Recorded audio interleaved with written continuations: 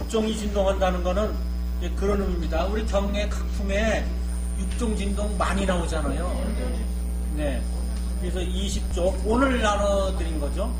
20쪽. 보면은, 부처님의 가르침을 서실 때에 다른 세계 부처님과 이 사바세계 부처님의 힘이 서로 통해서 우주에 생명 있는 모든 존재들이 감동해서 땅이 진동한다든가 또는 꽃비가 하늘에서 내린다든가 또는 음악이 들린다. 이런 걸로 표현을 합니다. 육종진동은 부처님 말씀이 진리의 말씀이 퍼질 때 이런 현상이 일어난다는 것입니다. 그러니까요, 이것은 어느 현상이고 우리로 보면은 요새 지난번에 말씀드린 저거의 4000배의 강력한 다이돌핀이 엔돌핀의 4000배. 이게 그거 같아요. 보면은. 그렇습니다. 거기 그렇지 않습니까?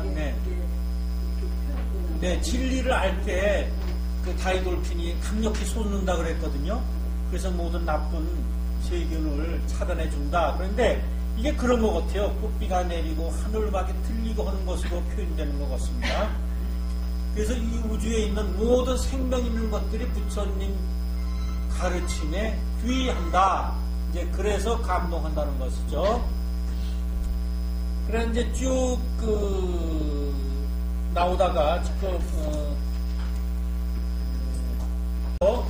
세존이시여 그 보살이 어떤 성근을 심었으며 무슨 공덕을 닦았기에 이런 큰 신통력이 있고 무슨 삼매를 행하나이까 저희들께 그 삼매 이름을 말씀하여 주옵소서.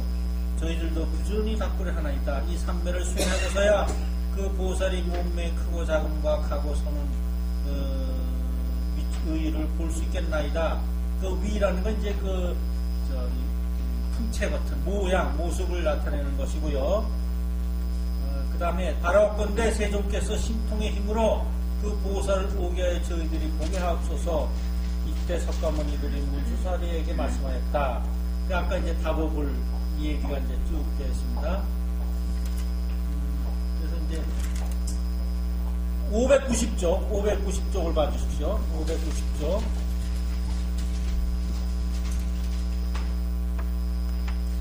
병이 없으시고 시끄러움이 없나이까 기거하시기 편안하시고 안락하게 행하나이까 사대가 고르고 화평하나이까 세상 일이 견딜만 하나이까 중생들도 제도하기 쉬우나이까 탐욕이 많고 성냄이 많고 어리석고 질투하고 간탐하고 교만이 많은 이는 없나이까 부모에게 불효하고 사모는 공경치 않고 삿된 소견과 불선한 마음을 가진 이가 없나이까 5가지 정욕을 거두어 드리나이까. 이렇게 하는 것은 뭐예요? 세존이 정화수광지 부처님이 이제 이 사바세계에 있는 석관 부처님한테 이제 말씀을 하는 겁니다.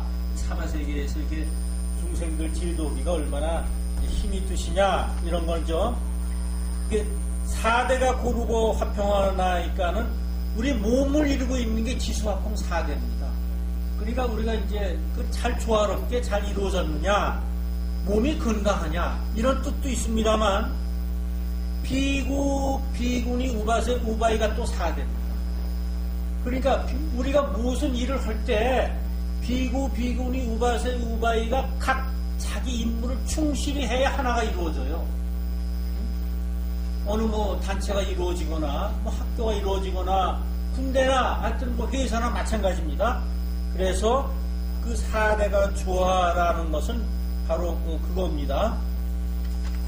그 다음에 이제 5가지 오종이라는 것은 보고 듣고 냄새 맡고 맛보고 감축하는 거, 프린트물 21쪽입니다. 이러한 것을 불교의 가르침은 멀리 하라는 게 아니에요. 그런 것을 좋아하는 것을 난 그건 안 돼. 난 정말 좋아할 수가 없어. 음식을 먹었더니 맛이 좋거든요. 꽃을 봤더니 아름답거든요. 난 불법은 이런 거 좋게 보고 그런 거 아니야. 좋거나 이런 걸 자기 마음을 억지로 억눌러서 안 본 것처럼 하라는 게 아닙니다. 부처님의 좋은 하라는 거야. 냄새 좋으면 냄새 좋고, 칭찬하고, 좋고, 다 즐기고, 그런데 부처님의 가르침은 거기에 착을 붙이지 말라는 거예요.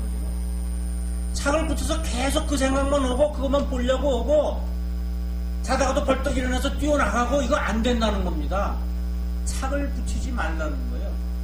이게 오종의 5가지 그런 정욕을 거두어 드리나이까 그 얘기지, 애착을 붙이지 말라는 거지, 좋아하고 사랑하는 걸 그만둬라 하는 얘기가 아닙니다. 그 다음에 이제, 화덕보살이 이제 출연해가지고, 운내음왕한테, 이제, 사실은 왜 묘음보살이 왜 이렇게 됐냐면, 묘음보살이 운내음왕들한테 음악 공양을 했거든요. 10만 가지 풍류로 1만 2천 세계를 음악을 공양했어요. 그래서 묘음이 됐어요. 그 운내음악은 뭐냐면 구름운에다가 구름운, 그 다음에 뇌락이가 천둥 막봉 치는 거, 예. 그러니까 구름이 이렇게 모이면 인도에서는 더운 나라이기 때문에 이 구름을 굉장히 좀 이렇게 신성시했다가 좀 위했어요. 구름운을. 근데 약초익품에서 나오잖아요. 미룬이 미퍼야. 빽빽한 구름이 가득 차서. 그러니까 그건 뭐예요? 그러면 이제 비가 내리는 거 아니에요? 구름이 차면은. 그러니까 비는 법비를 얘기하는 것이고, 부처님의 말씀을 얘기하는 것이고, 미룬은 이제 비 오기 전에 구름이 모이는 걸 얘기합니다. 그럼 묘음보살에서는 뭐냐? 구름이 모이면 천둥오래 이제 비가 올 것이다. 그러면 우리가 알잖아요. 그럼 너무 반갑지 않습니까? 그렇듯이 운내음악 그 자체가 묘음이라는 거예요. 그 자체가 구름운에 왜 일승묘법을 설해주니까 그게 법화경이죠. 일승묘법 그게 운내음이에요. 그리고 묘음인 것입니다. 그래서 천둥소리가 난다는 것은 깨달음에 이르는 일승묘법을 앞으로 필 것이다. 이런 걸 예상할 수가 있는 겁니다. 그게 묘음입니다. 그래서 이제 34 음심이 쭉 나오고요.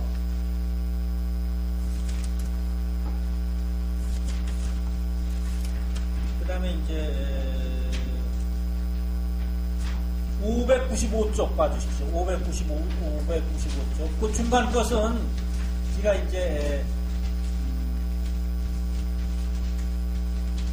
다음 시간에 자세히 설명해 드리기로 하고, 595쪽에 화덕이여 이 묘음보살은 사바세계의 모든 중생들을 구하는 이니 이 묘음보살이 이와 같은 가지가지로 변화하는 몸을 나타내어 이 사바세계에 있어 중생들에게 이 경전을 말하지만은 그 신통 변화와 지혜는 조금도 감손하지 않으며 이 보살이 많은 지혜로 사바세계를 비추어 모든 중생들로 하여금 각각 알만한 것을 알게 하며 시방의 항아사 세계에서도 역시 그렇게 하느니라. 4가지 몸을 나눠서 그 사람한테 알맞게 하거든요. 관세음보살은 33가지 몸으로 해요. 이 34가지 몸으로 하는데, 아무리 법을 부처님 말씀 진리를 펴도 그게 감손되지 않는다, 줄어들지 않는다는 거예요. 그것은 무슨 말씀이냐면 마치 여기 100명이 모여 있어요. 근데 불은 딱 촛불은 하나야. 그런데 그 하나가 두 번째 사람한테 붙이면 그 두 번째 사람이 세 번째, 네 번째, 다섯째, 100명을 다 비춰, 온 세상을 다 비추는데 이 촛불, 첫 번째 촛불 하나는 절대로 없어지질 않아요. 줄지 않아. 100을 비췄다 그래서 이게 줄지 않거든요. 그렇듯이 부처님의 가르침은 수백만 인구한테, 전 세계 사람들한테 다 전해도 줄어들지 않는다는 겁니다. 진리는 그런 거예요, 진리는. 그러니까 어디나 다 그게 통용한다는 거예요. 지식은 다르죠. 지식은 가서 막히는 경우가 있을 거예요. 한국에서 옳은 지식이 미국 가면 안 통하는 게 있죠. 옆 나라만 가도 안 되죠. 근데 진리는 안 그렇다는 게, 온 세계를 다 했지만은 그 신통 변화와 지혜는 조금도 감손하지 않아요.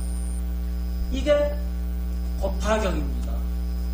그러면 법화경을 보는 건 어떻게 해야 되느냐? 우리가 경을 볼 때 이렇게 보기 쉽습니다. 저도 그랬습니다. 경을 쭉 읽잖아요.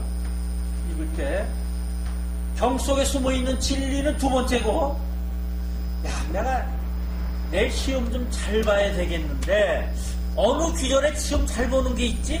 오늘 그거 외우고 자야지. 그거 가지고 기도하고 자야지. 또는 병이 났는데 어느 야간보살 어느 품에 어디에 이렇게 몇 귀절에 그거 있지? 이렇게 필요한 것을 찾으려고 경을 보는 경우가 있습니다. 근데 그렇게 되면 진리를 못 봅니다. 그런 마음을 가지고 계속 경을 보면 진리를 못 보고 나한테 필요한 게 어디 있나? 이거 자꾸 해석이 다르게 나와요. 왜? 그거는 자기가 욕심으로 경을 보기 때문에 실상세계에 절대로 못 들어가요. 그래서 경을 보실 때 어디에 내가 필요한 게 있다 이렇게 해서 찾지 마시고 경 속의 진리를 찾으셔야 되는데, 따라서 관세음보살을 100번, 10,000번을 외워도 관세음보살을 자꾸 1000번 염해도 진리를 찾지 못하면, 관세음보살 품에 진리를 찾지 못하면 관세음보살을 10,000번 외워도 소용이 없습니다. 그럼 그냥 자기 버릇으로 하는 거예요. 버릇으로 하는 거니까 건강은 좋아서 쓰는지 모르죠. 왜?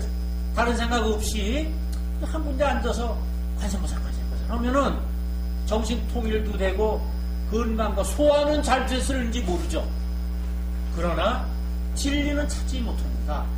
그래서 경을 보실 때 꼭 진리가 이 속에 숨어 있다. 그런 걸 염두에 두시고 경을 보시면 그게 어느 땐가 나타나요. 지금은 뭐 자꾸 못 모르죠. 한자 해석도 안 되는데.